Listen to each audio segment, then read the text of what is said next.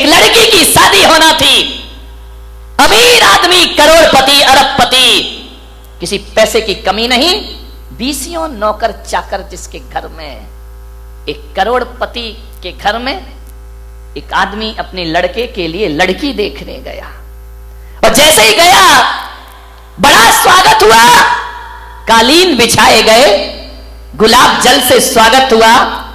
आइए, अभिनंदन है, आपका स्वागत है, पधारिए। बहुत स्वागत हुआ। डाइनिंग टेबल पर इतनी प्लेट लगी कि लड़के का बाप देखकर हैरान हो गया कि इनके घर में ऐसा भोजन हुआ करता है, बड़ा स्वागत सत्कार। लड़के हर चीज में, नौकर खड़े हुए हैं, पानी लेकर नौकर खड़े, अटैची उठाने के लिए नौकर खड़े, कार का दरवाजा खोलने के लिए नौकर खड़े। बड़ा स्वागत हुआ। लड़की के पिता ने कहा, तो भाई साहब रिश्ता पक्का समझूं? लड़के के पिता ने कहा, घर जाके जवाब दूंगा। अरे बोले, क्या पसंद नहीं आया? मेरी लड़की पढ़ी है, लिखी है, खूबसूरत है, इतनी सुंदर है, पढ़ाई लिखाई में टॉपर है। उसने कहा, ठीक है, जवाब घर जाके दूंगा। 8 दिन बीते, 10 दिन बीते, 1 महीना बीता, कोई जवाब नहीं।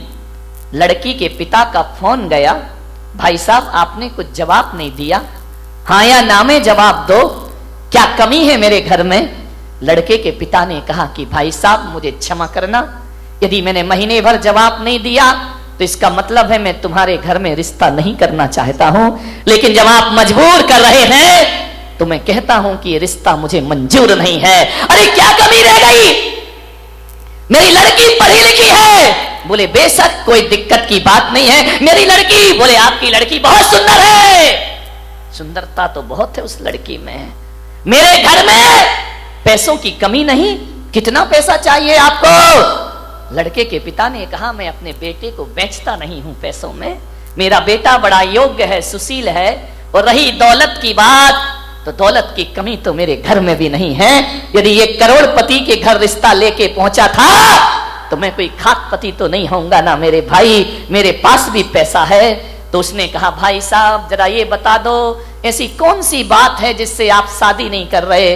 बोले बस एक बात मेरे सीने में चुभी है, इसलिए मैं तुम्हारी बेटी से शादी अपने लड़के की नहीं करूंगा। बोले कौन सी बात चुभी है? बोले जहां पानी भी नौकरों के द्वारा परोसा जाता हो, जहां भोजन भी नौकरों के द्वारा परोसा जाता हो, जहां सब व्यवस्थाएं नौकरों के द्वारा होती हो, अरे उस घर की लड़की लाके मैं अपने घर को बर्बाद नहीं करना चाहता हूं। अरे मुझे तो वो लड़की चाहिए जो अपने हाथ से खाना बनाना जानती हो और अपने हाथ से अपने द्वारा लोगों का अभिवादन करना जानती हो। मुझे सुंदरता नहीं चाहिए भाई साहब, हमको संस्कारित लड़की चाहिए, संस्कार वाला घर चाहिए, ऐसा संस्कार वाला घर। अरे ये दौलत तो आज है, कल ना रहेगी, और जिस दिन दौलत ना रहेगी नौकरों को छूटने में ज्यादा देर नहीं लगा करती है, लेकिन बेटी के साथ यदि संस्कार है तो दौलत रहे या ना रहे, ध्यान रखना, ये रुपए पैसे घर की लक्ष्मी नहीं, मेरी बहू मेरी घर की लक्ष्मी हुआ करती है। उससे बड़ा धन दुनिया में कोई दूसरा। अपनी बेटियों को ये सिखाया है आपने, खाना बनाना नहीं आता तुम्हारी लड़कियों को। ध्यान रखना, जो पत्नी, महिलाओं को कुछ सीखना चाहिए या नहीं सीखना चाहिए। अब मुझे नहीं पता कि अब स्कूलों में होम साइंस पढ़ाई जाती है या नहीं पढ़ाई जाती है, लेकिन महिलाओं को, बालिकाओं को, अपनी बेटियों को कुछ सिखाओ या ना सिखाओ, अच्छा खाना बनाना जरूर सिखाइए, अच्छा भोजन बनाना जरूर सिखाइए। कोई कला आए या ना आए, पाक कला आपकी बच्ची को जरूर आना चाहिए, और लड़कियों को ही नहीं, वक्त पड़े तो लड़कों को भी खाना बनाना ये कोई छोटा काम नहीं है। आप ये मत समझो खाना बनाने से हमारा स्टेटस गिर जाएगा, नहीं मेरे भाई।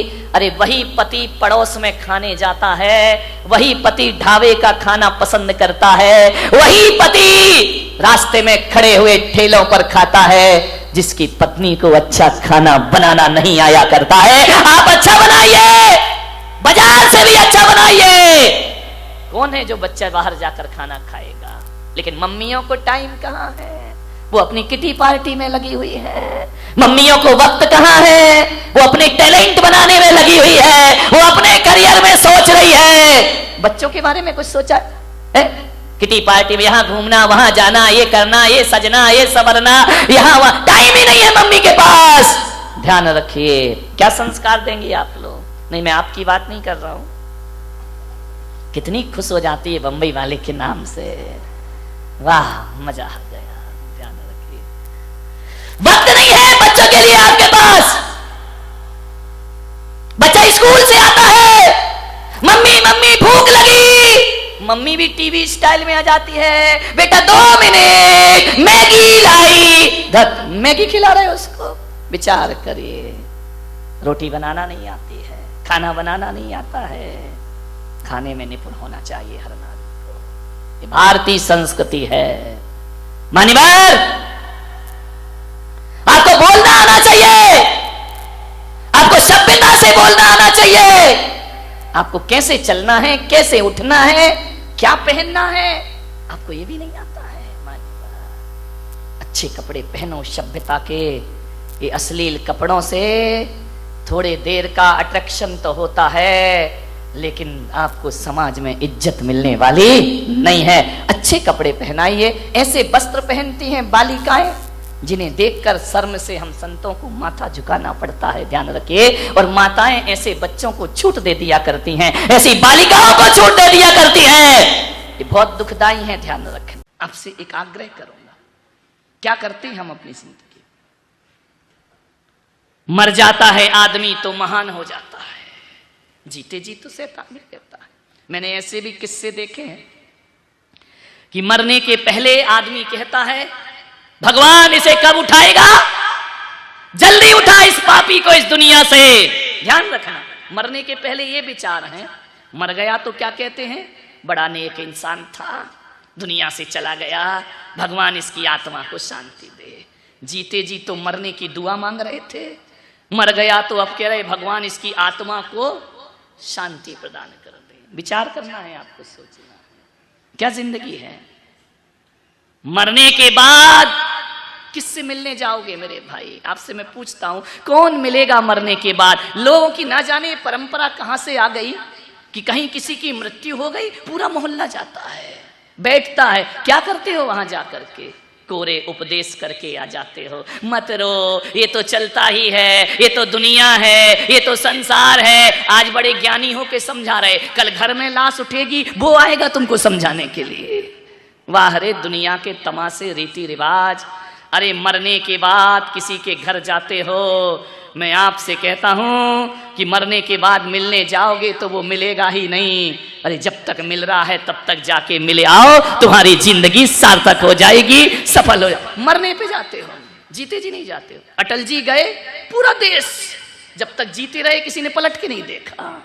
विचार करिए, राजनीति तो देखो, सारे लोग जा रहे, फूल ले लेके जा रहे हैं, जब चले गए तो फूल चढ़ा रहे हो, गुलदस्ते भेंट हो रहे हैं, विदेशों के नेता आ रहे हैं। वाह रे जमाना, जीते जी किसी ने दवाई को नहीं पूछा उनको। ध्यान रखिए, वाह रे दुनिया के रीति रिवाज, कैसी जिंदगी है ये। जीते जी पूछ लेते तब कहां गए थे लोग?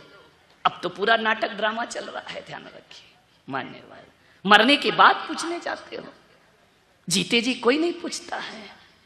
मरने के बाद उससे माफी मांगते हो। अरे पागल, जब लड़ा था, झगड़ा था, जी रहा था, तभी माफी मांग लेता तो वो भी शांति से जाता और तू भी शांति से अपनी जिंदगी जीता। मरने के बाद क्षमा करना, भगवान इसकी आत्मा को शांति देना। मरने के बाद, जीते जी तो तूने ये शांति दी थी उनको। ध्यान रखिए, जीते जी शांति दे दो। मरने के बाद 2 शब्द बोलोगे श्रद्धांजलि में, जब बेचारा सुनने लायक नहीं बचा है। ये फूल जैसे झर रहे हैं, मरने के बाद जीते जी झरा देते तो आदमी कितने सुकून से इस दुनिया से विदा होता। मेरे भाई, सोचना है आपको। मरने के बाद आदमी सोचता है, काश हम भी उसके साथ रहते, उसके साथ वक्त बिताते, कितना अच्छा आदमी था। वो जब सामने था तो मुंह घुमा के चले जाते थे। समझ नहीं आती दुनिया की रस्में, रीति रिवाज, कुछ पल्ले नहीं पड़ता है मेरे तो। अरे इंतजार मत करो किसी के मरने का, जीते जी पूछो। जीते जी बाप के लिए एक शर्ट नहीं लाते हो, एक पैंट का कपड़ा नहीं लाते हो, मरने के बाद कफन लेने जाते हो, नया बिल्कुल कोरा। अरे जीते जी ले आता 2 कपड़े तो बेचारा शांति से तो रहता। अरे मरने के बाद श्राद्ध और तर्पण करते हो, जीते जी उसकी थाली में 2 रोटियां प्यार से रखते ना, इन तर्पण की कोई आवश्यकता नहीं पड़ती। मरने के बाद फूल चढ़ाने वालों उसकी फोटो पे माला डलती है, जीते जी तो सूल चुभाते रहे। क्या जिंदगी है ये हमारी। मान्यवर इस दुनिया में, भारत में क्या पूरी दुनिया में, जहां तक मैं सोचता हूं ये पूरी दुनिया मुर्दों की पुजारी हो गई है मेरे भाई। हर कोई मुर्दों को पूजता है, जिंदों को पूजता ही नहीं है। जो कल तक निकृष्ट था मरने के बाद महान हो जाता है। ध्यान रखिए कैसी दुनिया है ये, सोचना है एक बार।